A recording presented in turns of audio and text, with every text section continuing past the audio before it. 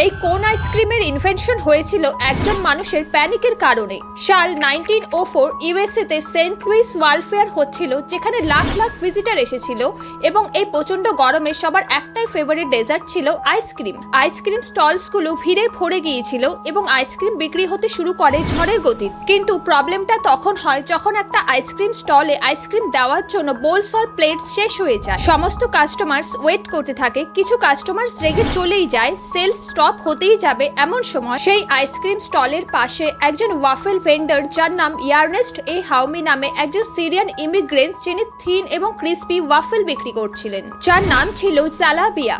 তিনি ওই panic situation দেখে একটা হট ওয়াফেল কোন শেপে রোল করে আইসক্রিম ভেন্ডারকে দেয়। এবার সেই ওয়াফেলের ভেতরে আইসক্রিম রেখে আইসক্রিমের সেল স্টার্ট হয় এবং মানুষ সেটাকে ভীষণই পছন্দ করে, কারণ এটা ফুললি এডিবল ছিল। এরপর কয়েকদিনের মধ্যেই সমস্ত ভেন্ডার এই আইডিয়াটাকে কপি করতে শুরু করে এবং এরপরে কোন আইসক্রিম পুরো আমেরিকাতে ছড়িয়ে যায় এবং ধীরে ধীরে পুরো ওয়ার্ল্ডে।